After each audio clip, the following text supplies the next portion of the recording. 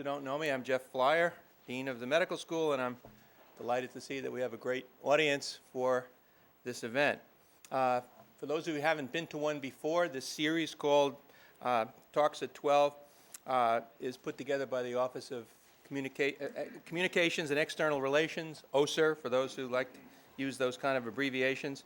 And the idea is to take advantage of the fact that we have an amazing group of people in our community, and we actually, much less often than we should, bring many of the great folks on our faculty and in our community into an auditorium like this to discuss what they have done to an actual HMS audience. So we intend to remedy that over time, and if you have any ideas for topics and people you'd like to hear us present, please let us know. So today's program has the title that you see on the screen, The Long Haul, The Obstacles That Remain. And the purpose of this session is not only to discuss that topic, but to honor Alvin Poussaint, who recently received the 2010 Herbert W. Nickens Award, an extremely important award from the Association of American Medical Colleges. The Nickens Award specifically is presented to an individual who has made exceptional contributions to promoting justice in medical education and health care equality. And I think we can all agree that Alvin is an extremely deserving recipient of this award. He's made extraordinary and long-standing contributions to fostering diversity at HMS and beyond HMS. He joined our faculty in 1969, and he's been absolutely instrumental in expanding the enrollment of underrepresented minorities at Harvard Medical School. He doesn't just help get them to the medical school, but he plays a key role in mentoring them and in many ways helping launch their extremely successful careers as physicians and scientists and leaders in this country. Alvin's initiatives continue to foster diversity at Harvard Medical School to this day, and they continue to have an impact throughout the country. So Alvin was actually brought to Harvard Medical School with the explicit idea in mind of leading an affirmative action program at Harvard Medical School. Between 1915 and 1968, you might be surprised to know there were only 27 African American students enrolled during that entire period at Harvard Medical School. And since the time that Alvin came and with others put great attention on this subject, he's helped to bring more than 1,000 underrepresented minority students to Harvard Medical School, and he's also helped broaden the enrollment to include Native American, Puerto Rican, and Mexican American students, and this is just one small part of Alvin's contributions. I do want to take note of the fact that there are others, of course, who worked with Alvin to help lead this transformative program, and I'm going to ask a few of them to stand. And I think I see some of them here. I don't know if all four are here, but Ed Kravitz, if you could please stand, John Beckwith, Ed Fershpan, and David Potter. These are remarkable individuals on our faculty who were tremendously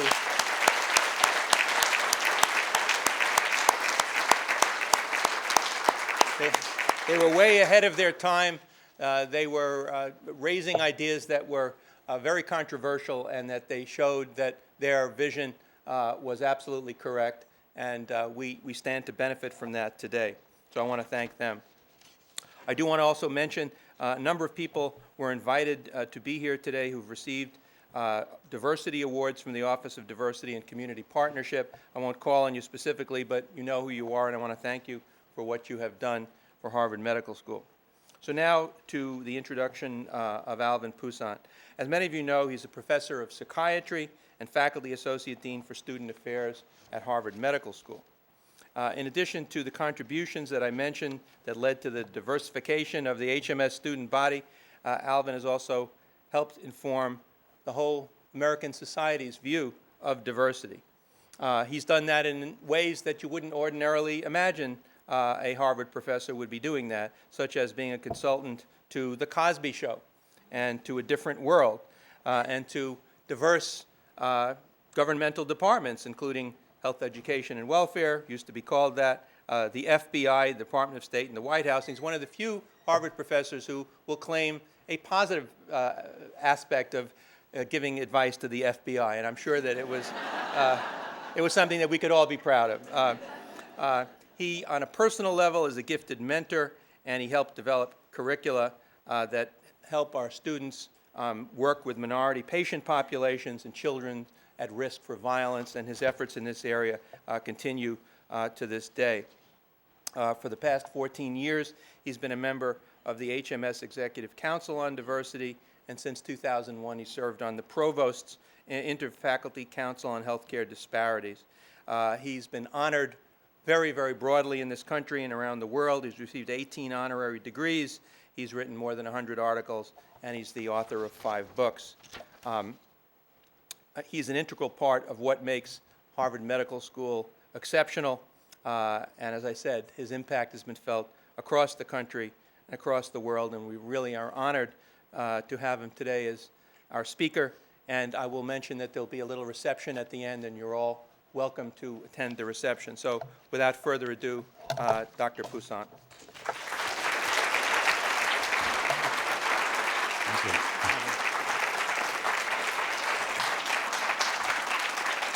He has my notes. Oh, I took your speech. It's like one of those interviews for Harvard Medical School, stress interview. Thank you very much, Dean Flyer. I would also like to thank someone who passed about over a year ago, who was part of the original group of faculty members leading the charge to have more minority group students admitted here, and that's Dr. Leon Eisenberg, who was very, very instrumental in all of that. I also would like to thank 2 former chairs of the admissions committee who carried on the tradition, Jerry Forster, sitting over there, and Jules Dinstag, who's now our Dean of Medical Education. I was very pleased to receive the Nickens Award, and some of the people here were at the Nickens Award ceremony. But I want to put it in some kind of context, you know, how it all started, like for me, how I got into this kind of activity, because I always was not specifically into being this forthright and activist around civil rights issues. It started for me back in 1965. I was at UCLA, and that was quite an experience at the Neuropsychiatric Institute. And, you know, racial things operate in peculiar ways. You think of LA was progressive, it was not. UCLA is in Westwood. I was there as a psychiatric resident, and during my 4 years there, and I was later chief resident, I saw 1 black patient because the whole area was. So I went to the admitting officer in the outpatient department. I said, I need some black patients. You know, get me some black patients. So he finally got me a black patient, a student. And the student came in, he was a graduate student, and he came in the room and he looked at me and he said, what's going on here? Are they practicing some kind of segregation? So I said, don't say anything, you know? I need to be working with some, you know, just be quiet, let's do this thing.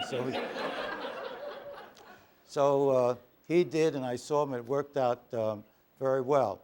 Well, you know, at the same time in 1965, the Watts riots broke out. Now, you younger people may not remember that, but that was one of the huge riots in the country, and the city was burning down. And of course, I started getting calls from reporters. The logic being, I'm a black psychiatrist, and these are black people rioting. So they called and they wanted to know what was going on. So they would ask me questions, Dr. Poussaint, do they hate white people? Dr. Poussaint, are they suffering feelings of inferiority? Dr. Poussaint, are they? And I said, I don't know, I haven't seen any.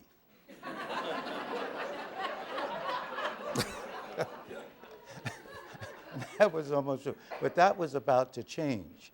And it began to change because I was recruited by some old friends. And I just wanted, this is to put it in context, there's a lot to say. But this changed the direction, I think, of my career. I I was recruited to go down to the Civil Rights March in 1965 to be a foot doctor or foot soldier, not with feet, but to walk and march with them for the 50 miles from Selma to Montgomery to provide first aid, other medical attention. I was a psychiatrist, but as a psychiatrist, I moonlighted a lot in LA at emergency room clinics and so on, particularly near the airport, which was very interesting. Anyway, I'm not going to go through all of this. I just want to give you a flavor of the time. This is when I arrived in Selma in March '65. You see all the troops. They had called out the National Guard to protect the marchers because on two other occasions they had been beaten rather severely by the state troopers. These are Medical Committee for Human Rights nurses and others in the church. This is the route of the march from Selma to Montgomery along Route 80, 50 miles. These are people marching out. These cars came by regularly along the line of the march and usually stirred up a lot of anxiety because we didn't know if they were rigged or not with explosives or just what was going on. So usually they were surrounded by the soldiers and the FBI agents who were around to make sure they're not dangerous. This is a very candid picture I took of Martin Luther King Jr., which I don't think anyone has anyone like it. He's eating an orange, and he has an expression on his face like he's looking up at me saying, "What are you doing taking my picture while I'm eating this orange?" And it's my favorite picture of King. This is along the route of the march. That's me there with that briefcase filled with medicines. Those are troops. That's green van is our medical van. These to show you how close the soldiers were in terms of protecting us. Another car along the right. The whole issue was that King was supposed to be a communist and states' rights and so on, the old arguments. This young lady kept us cheerful. She sang throughout the march. Look at her shoes. They're like slippers. She marched to 50 miles on practically. The gentleman above her is John Lewis, the congressman. Those are the troops surrounding our campsite. You're walking 50 miles. We didn't walk it straight. You had to camp out like every 10 miles, and you pitch camped, and you held clinic, and people got fed, and they ate, and so on. Again, on a road to Montgomery. That's an Alabama state trooper, maybe one of the troopers who beat the other marchers. And he was assigned to the march to take pictures of all the participants so they could retaliate later, particularly against local people who were participating in the march. So he came with a camera and he was taking people's picture. So this guy walked up in front of him to take his picture while he was taking his picture. And this guy stood in back and decided to take his picture as he was taking his picture. I decided to take a picture of all three of them.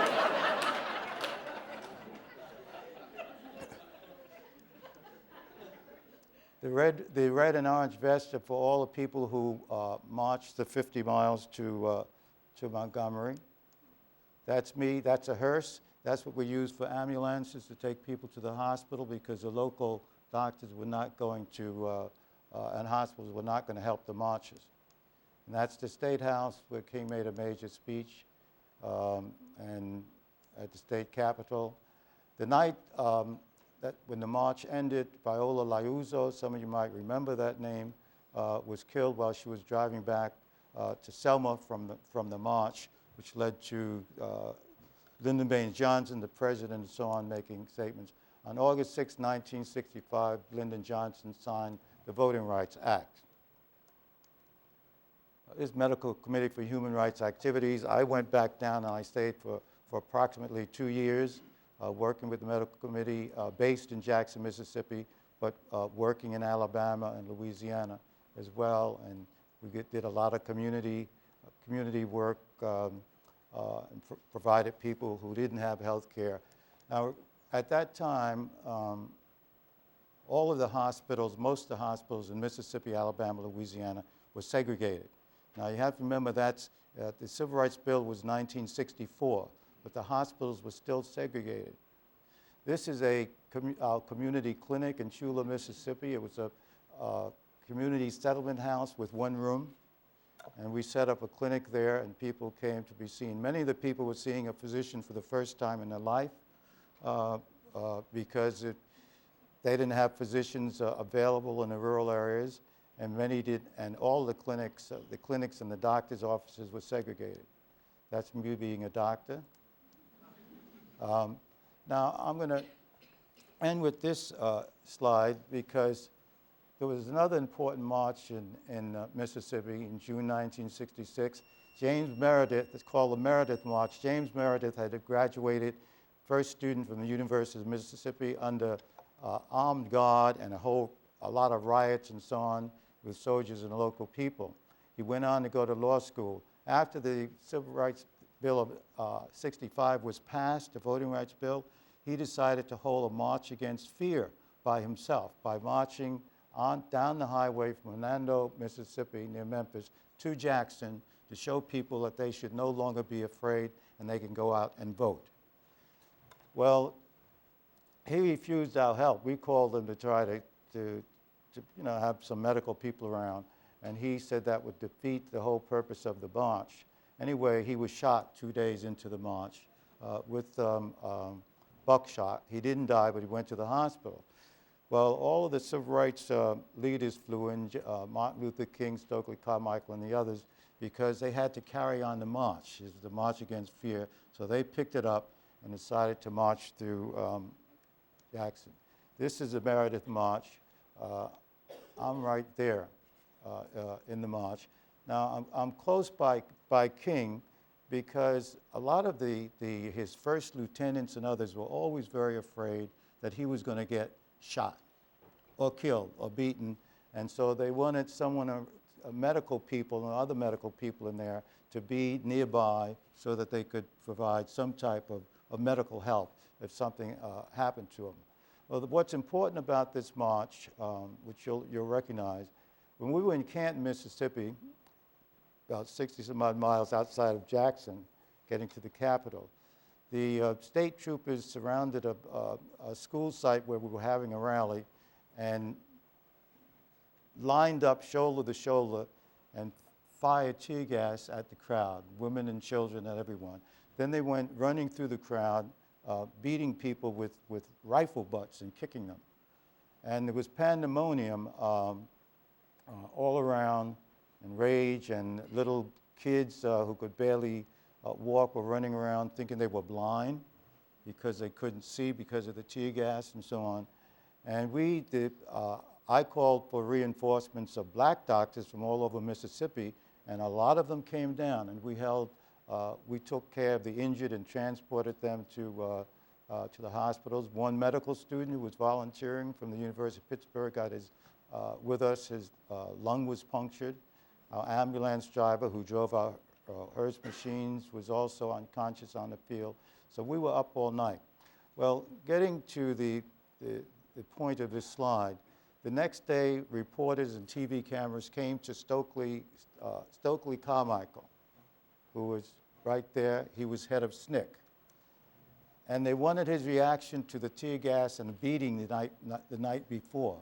And Stokely Carmichael held up his arm, clenched his fist, and said, "Black power, black power, black power." And it spread all over the country.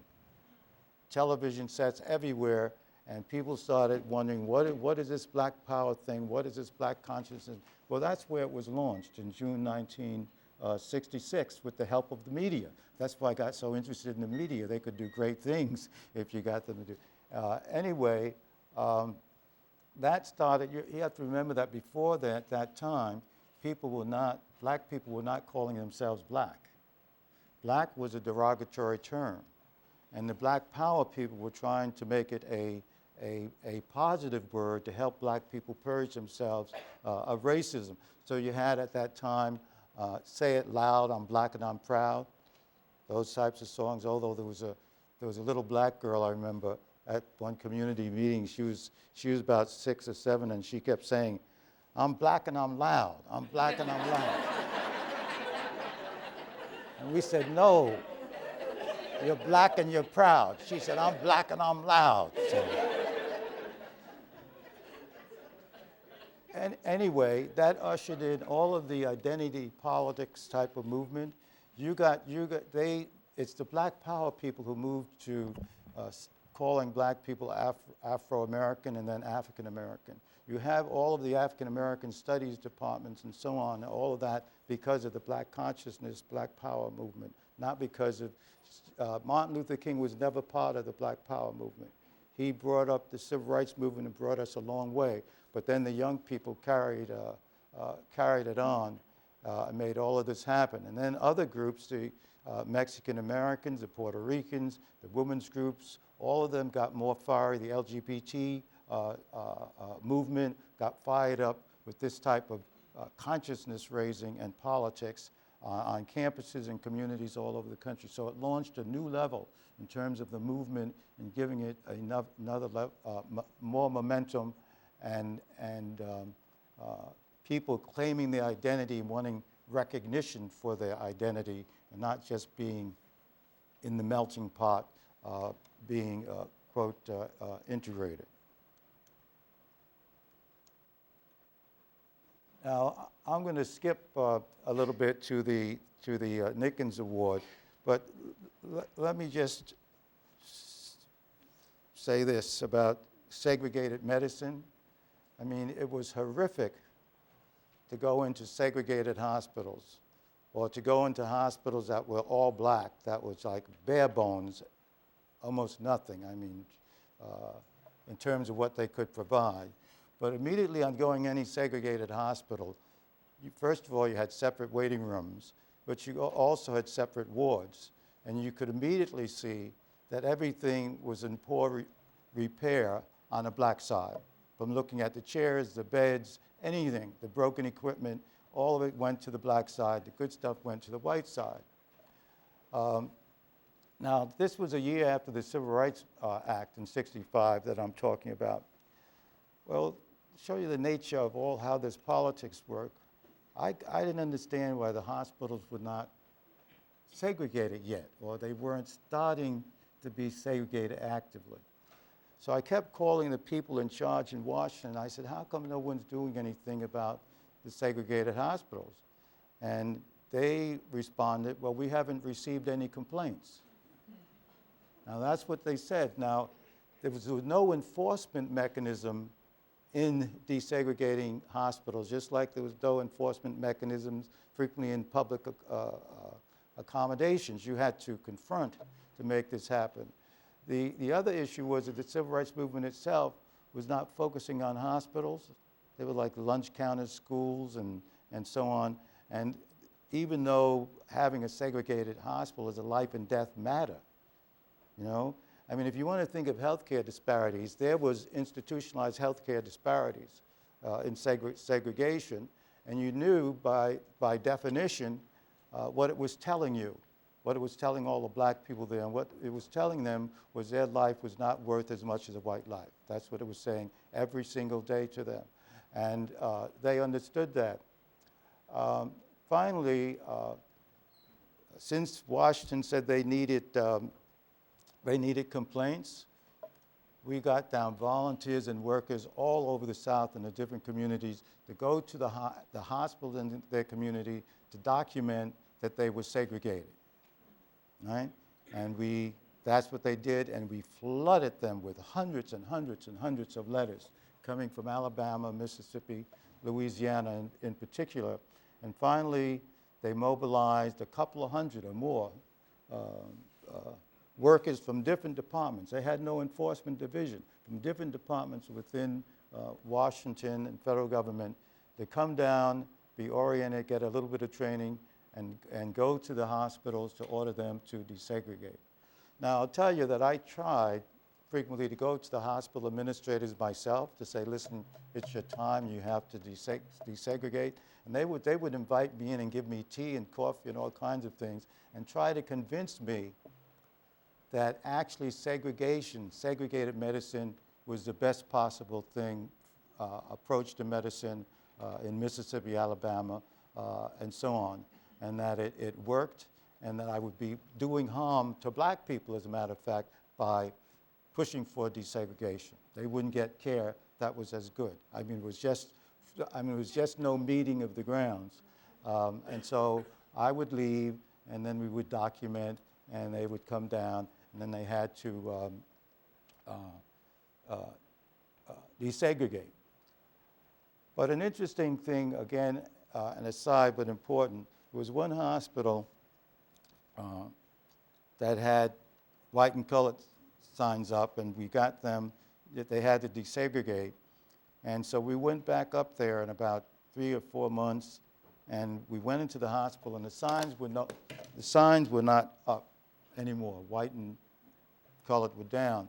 But all the black people were still sitting on the colored side, and all the white people were still sitting on the white side. So as some of the black people came out, the nurses and I grabbed them and said, listen, you don't have to sit on the colored side anymore. You can sit anywhere that you want. And they looked at us as if we had gone bonkers. They really did. And this is what they said. I'm paraphrasing kind of. They said, you see the security guard in there? Do you think that his attitudes have changed since the signs came down? And then they went on. They said, you see, you know the nurses and doctors in there. Do you think they have changed their attitudes since the signs came down? And how were we going to answer that? No. And so they said that they were afraid that if they sat on the white side, that the nurses and doctors would not take care of them and would let them die. And they weren't going to risk dying in order to sit on the white side. Now, you know, this distrust goes on in legacies all around the country in terms of how black people will see personnel and if they're valued or not, or welcomed or not into health facilities. But you had to change long-standing built-in traditions in the South and also in the North in order to change. This is switching to medical schools. I can't go way back to 1969. I wouldn't have any space to put anything. But I want to let you know, when I graduated from medical school in 1960, before I get to this, Mississippi, the American Medical Association would not let me be a member of any black doctor. They would not accept membership from black doctors. The AAMC would not take a position with segregated medical schools.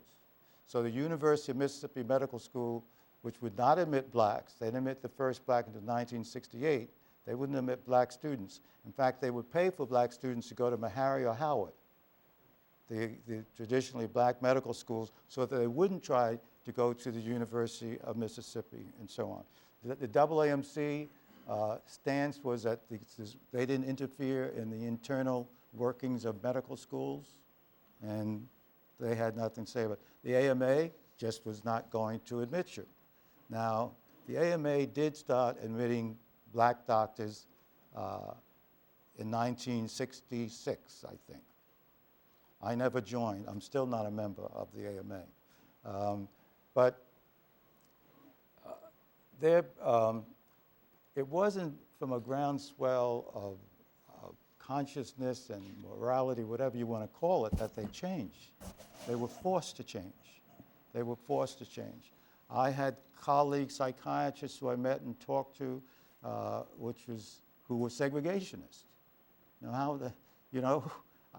You were just, it was just a world apart and a great divide. The AMA finally desegregated because of the Civil Rights Bill of 1964, but another important reason that people leave out. In 1965, they passed Medicare and Medicaid. Now, the AMA, in Mississippi and a lot of places in the country, controlled admitting privileges to hospitals.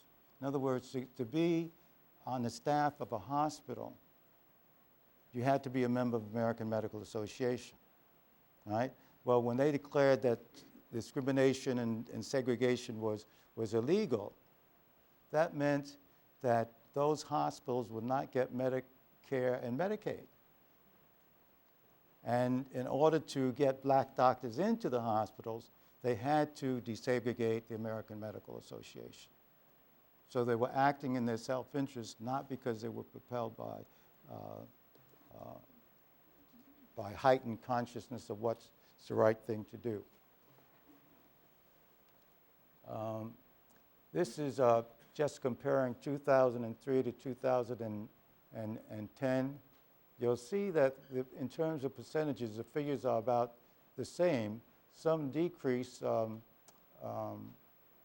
in blacks in 2003. Even earlier, about 1994, there were more black applicants to medical school than in 2010. Hispanics category went up to 8%, but I want to draw attention to the fact that Mexican Americans are still at 2%. And Puerto Ricans went up to 735, but that's in part because they started including stats from island Puerto Ricans. So it's hard to know what that means. And altogether, there's about 4 million Puerto Ricans, mainland and island including. So the percentage are about the same and steady. Now, this is far below the goals of the now, these are first-year enrollees. Blacks are up slightly, so our Hispanics are up, but they're still around the same percentages. Everyone's up the same percentage because we have more medical schools, 126 to about 133, I think now. Now, this is just to show you the population numbers. Blacks make up about 35 million, Hispanics 37 million, but that's going up. This is the 2000 census. Mexican Americans represent about 25 million in 2000. They're up to about 34 million now, Mexican Americans, and Puerto Ricans about 4 million. Now, let me show you enrollees 390, and going back again. The number of applicants for Mexican Americans with a population that's now about 34 million is only 836. That's like minuscule. Now, one of the problems now is that the AAMC is giving stats on underrepresented minorities, and they take all Hispanics and they put them in the same category. So that obscures what's happening particularly to certain subgroups. Now, original affirmative action was Mexican Americans, Puerto Rican mainland, African Americans, and Native Americans. Now that they've changed to underrepresented minorities, Native Americans are still included, blacks are still included, but it's getting confusing, I think, in terms of what people are doing, moving from affirmative action to diversity initiatives. See, they're different, and in fact, moving to diversity initiatives as partly a way of getting away from the more controversial affirmative action programs that were attacked legally, not just in the Supreme Court, but also in about 5 states that voted down affirmative action in those states. But it's clouding what our mission should be about. We have to continue to focus on Mexican Americans and Puerto Ricans because they're part of a large constituency. So if we're looking for physicians who are going to be serving mainly those populations, we have to focus on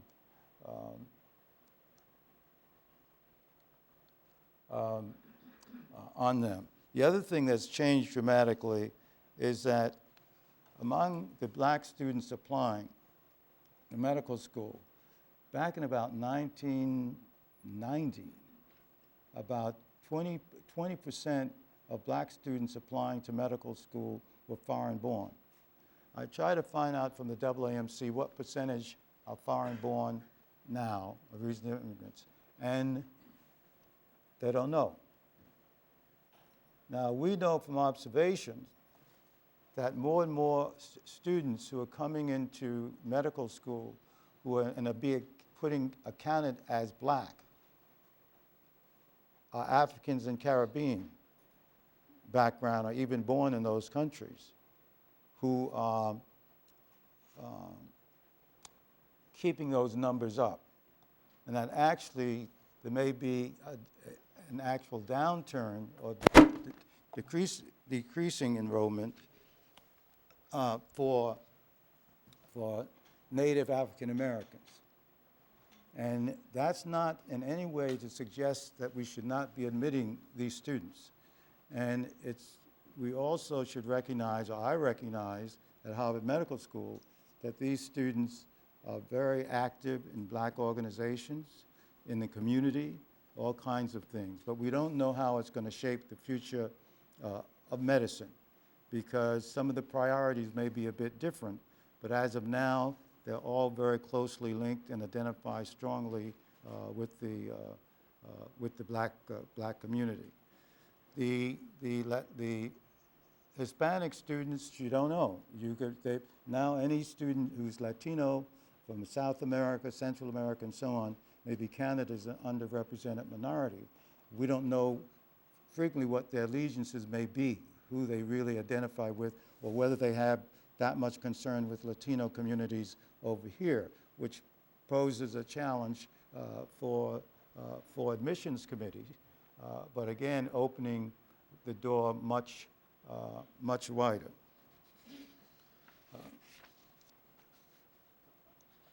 But I think it's worth that we have to talk about, what we're doing in admissions, how we're directing students, at the same time that we're very careful not to discriminate.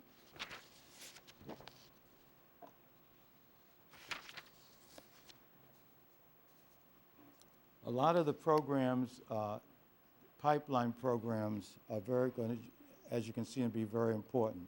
One thing Dr. Forst and I were talking about just before the meeting, when he was chair of the admissions committee, we thought that recruitment efforts for underrepresented minorities would not be needed maybe after about 10 years because everything would take care of itself. That proves not to be true, that you still have to get them and encourage them to enter healthcare and to apply to medical school. But it also means that we have to do even more because of the pending shortage of primary care doctors and physicians of every type that we're about to face in America because of healthcare reform and because of the need, particularly for primary care physicians. Now, let me go back again.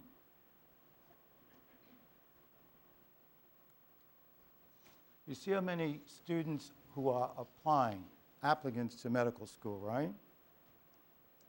And you take enrollees. Just taking the black group means that about 2,000 or more black students, and this is true of Puerto Ricans and Mexican Americans too, who took the double MCAT and applied to medical school and were rejected. We don't know what happens to those students. How many of them reapply? How many of them go into a health career?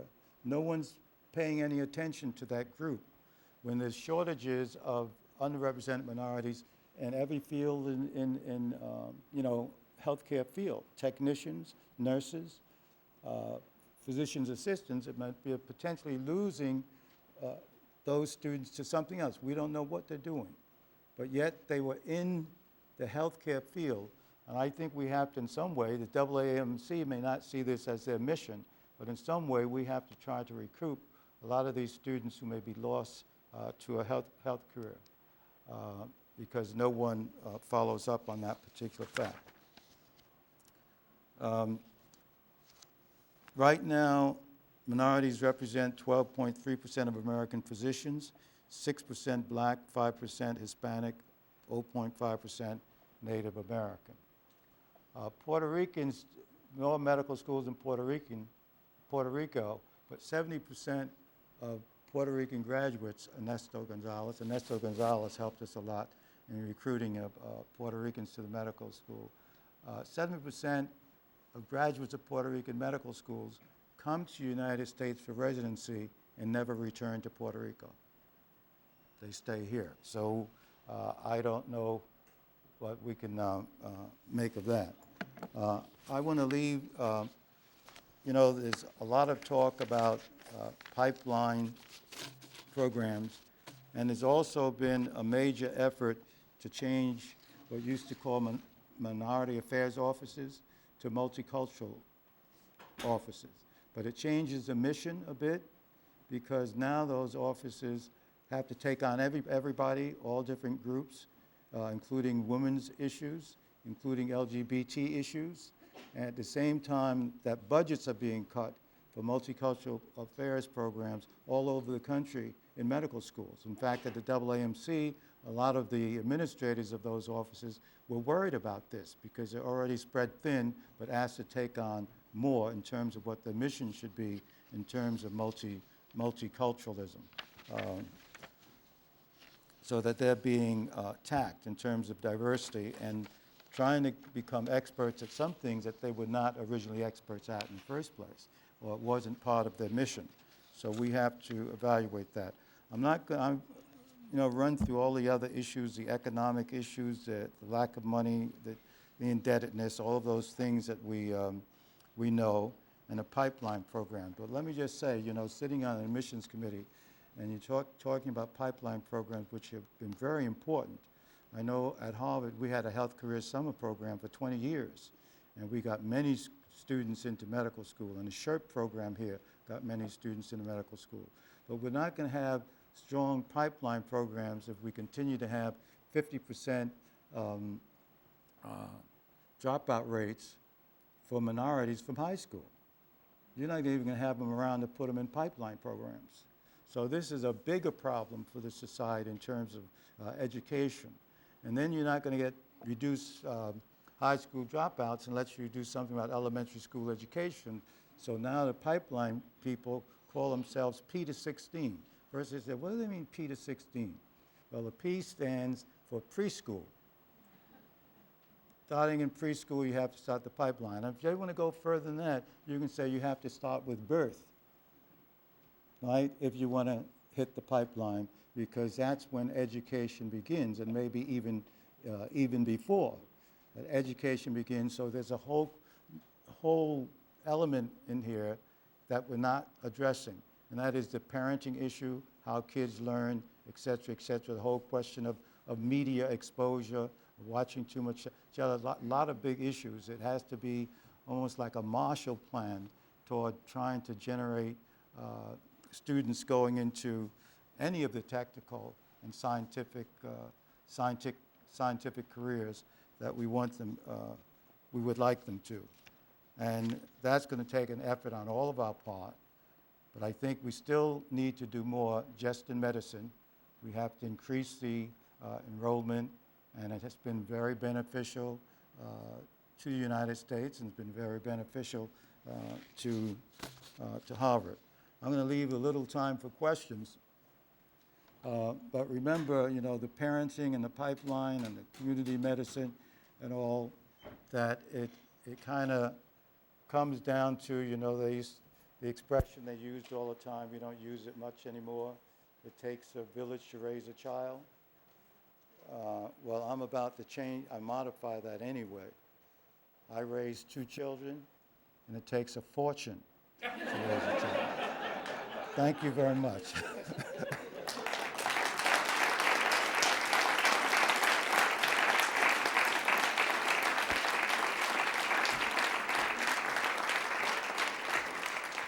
I think Dr. Poussaint would be happy to answer a Yes. few questions if there are some. There are mics around. Are there mics?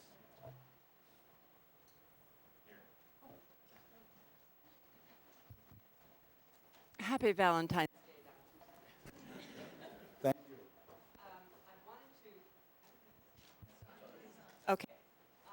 I wanted to bring to everyone's attention that the Boston Children's Museum, where I used to work, has an early childhood program. They work with early Head Start teachers and students, and they go 0 to 3. Not P to 3, 0 to 3, which means that they start working with parents before the child is even born. And I think this is a marvelous feature for the things that we're talking about. The other two things I wanted to, thank you. The other two things I wanted to comment on was, did you know James Reeb? I know James Reeb. James Reeb was a minister who was killed in Selma Precisely. a day before, in fact, the main march. Right, and it's curious because on February 27th, I'm going to be doing a reenactment of some of the things from his life at my UU church, where John Burens is the minister. So there's that connection. And also, I just wanted to bring to your attention, and I'm sure you knew the late Jocelyn Sprague because she got an award the same day you did. She is from the Division of Medical Sciences, which is where I work. And we're sort of the stepchild of Harvard Medical School because we really we're paid by Harvard Medical School, but we really work for the Graduate School of Arts and Sciences because we run the PhD program. So it's very interesting for me to see the disparity about who comes in my office when they're ready to defend their dissertation, because I'm the dissertation coordinator. But I think Jocelyn did a heck of a good job in bringing high school students in. And one final thing about the Boston Children's Museum, they had an exhibit called Boston Black. And it taught all of us that black is not monolithic, and neither is Hispanic. There are black Hispanics. So how do you account for them? Mm-hmm. No, she made it. Thank you. Any other questions? Oh, we have one way back there.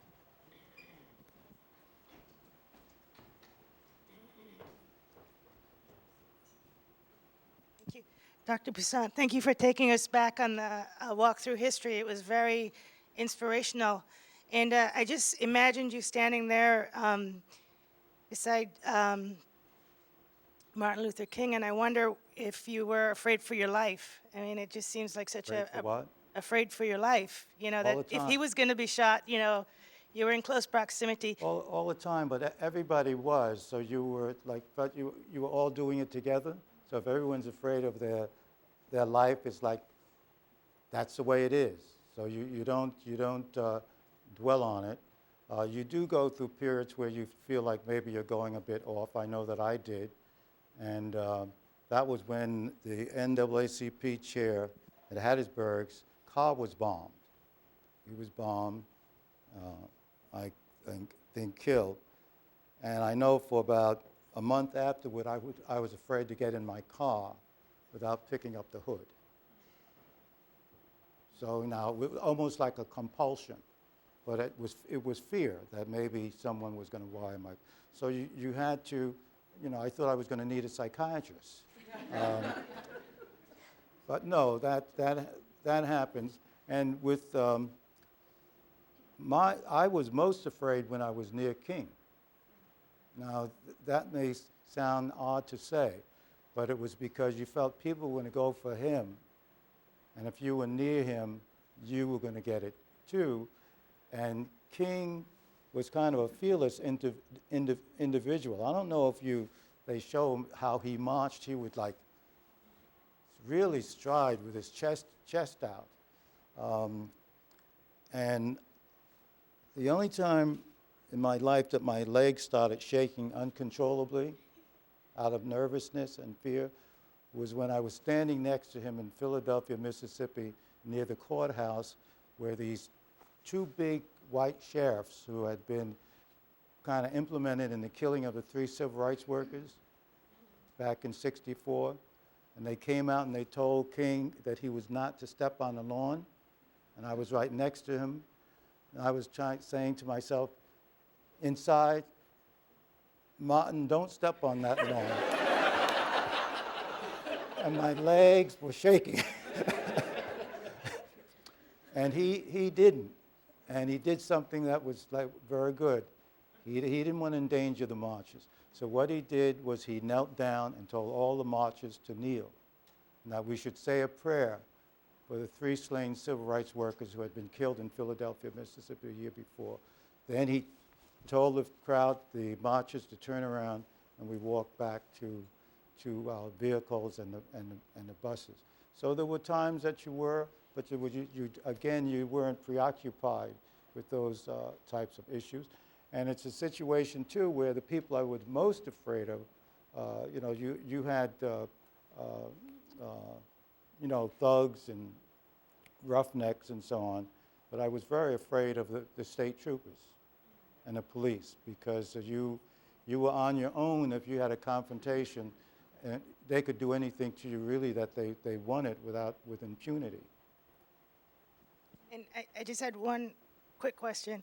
I spoke to several people recently in doing a documentary about HIV in the Black community, about why we're not kind of moving forcefully ahead to stem the spread of the epidemic. And one of the things that I was told is we don't have a leader, we don't have a king. And in the absence of a king, do you think we can move forward, or do we need another Martin Luther King to move forward? Even with King, you had a lot of local leaders. It's just that, when they do history, they pick a single individual to emphasize.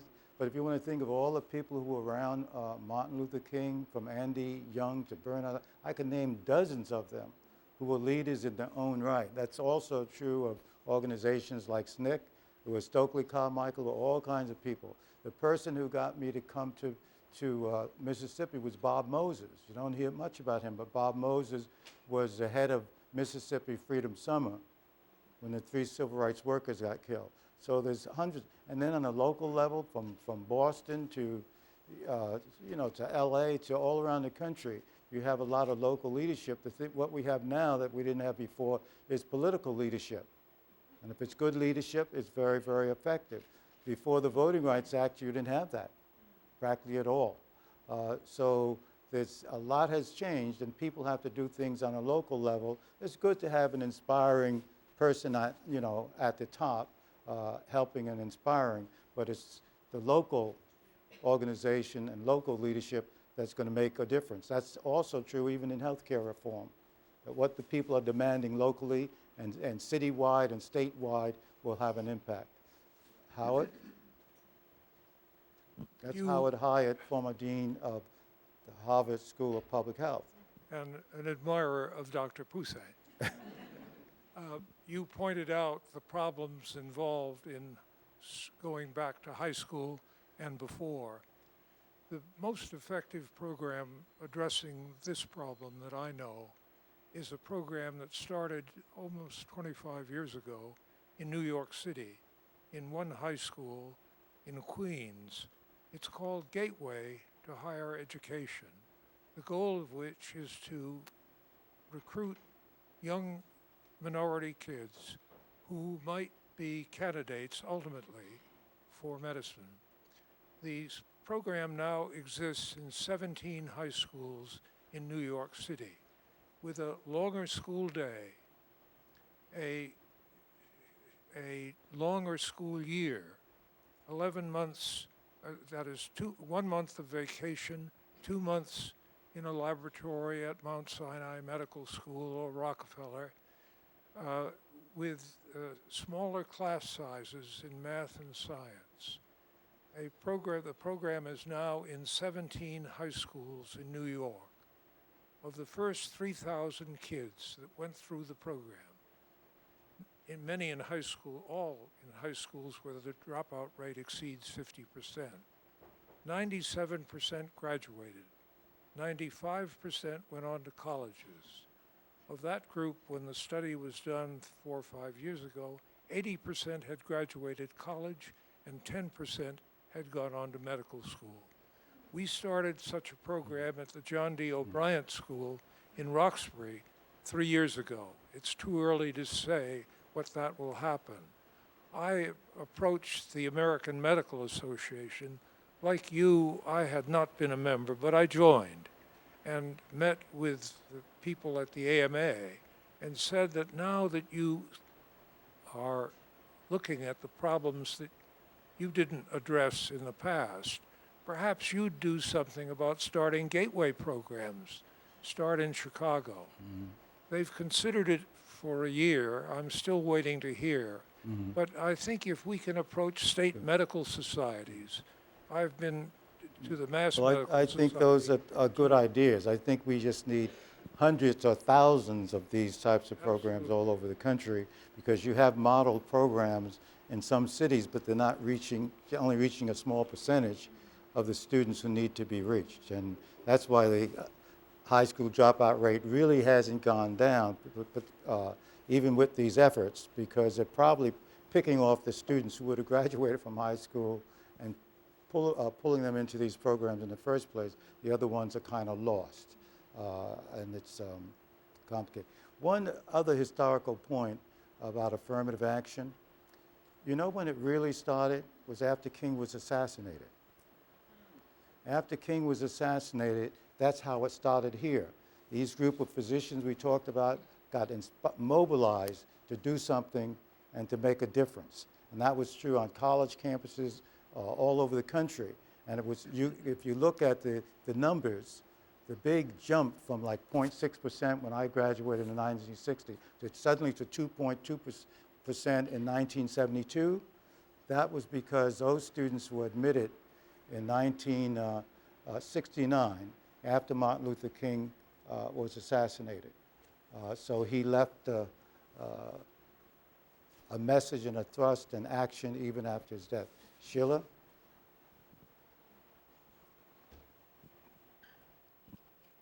Dr. Poussaint, you're much too humble.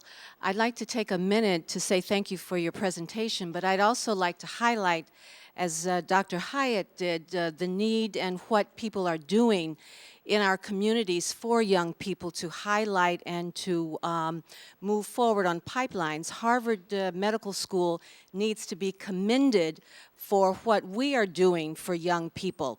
At the Office for Diversity and Community Partnership, we have a program called Project Success that Dr. Poussaint has so generously been working with us over the years since 1993. And if I may take a minute to brag about our students as well, we've had since 1993, 99% of them have gone on to four-year colleges. Only 1 minute of bragging. I must have about 20 seconds left. But anyway, the pipeline programs are fabulous, and we here at Harvard have them. They are working perfectly. We are collaborating across departments, across programs. We've been working with Dean Oriel. So I think we should take a minute or two or a second to just, acknowledge that we are doing something about it. Are we doing enough? No, there's probably more that can be done, but, we should be very proud of what we're doing.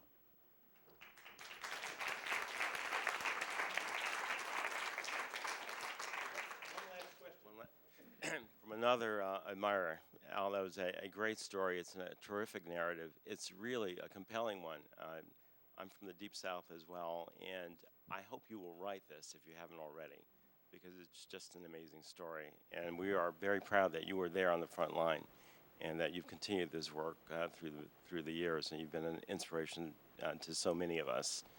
I just wanted to ask you, we've had 30 years now of affirmative action, and if you look at the numbers that you presented, the rates of matriculation are flat. If you look at other issues in American medical centers and in elite U.S. medical centers like our own, if you look at physicians and physician scientists of color, their rates of becoming faculty members are also very, very slim. And I wonder, given what you've shown us in terms of trends, what is our next challenge in terms of trying to increase the rates of not only matriculation, but also getting faculty on board here? Well, that's a large, a large question. I mean, it's how you do searches, all kinds of things, and it's also getting underrepresented minority group students to go into academic medicine. Now, that's sometimes hard to do, partly because we give them the wrong message when they get in. In other words, when minority group students first started coming here, everyone was concerned about them going into community medicine to help their people. And so they felt that as a pressure, and some of them, in fact, did not consider academic medicine as an option because they felt they weren't supposed to.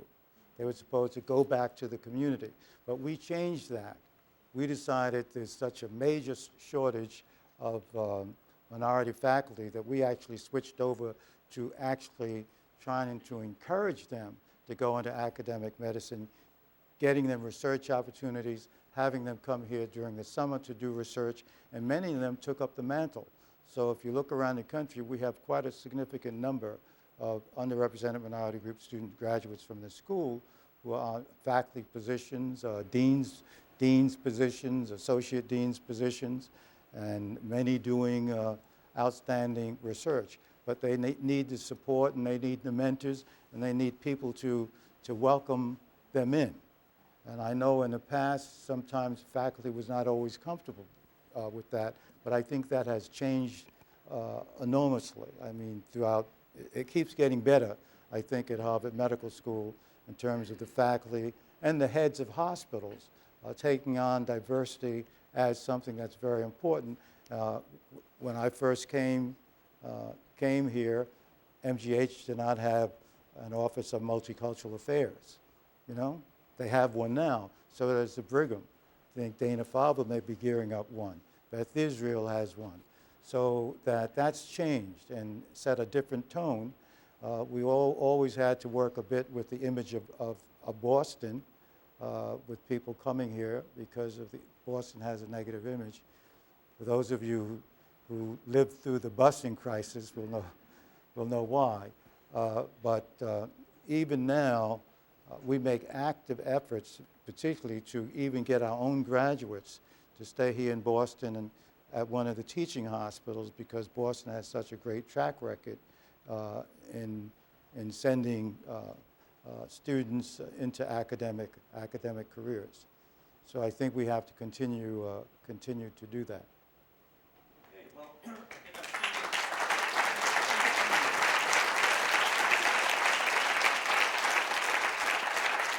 think I speak for everyone in saying that we all are honored as a community to have Dr. Alvin Poussaint as a member of our community. It makes us stronger and better. As I think some of the questions and answers indicated, this is a battle that isn't over yet. The march continues, and we're happy to have him leading the march for us.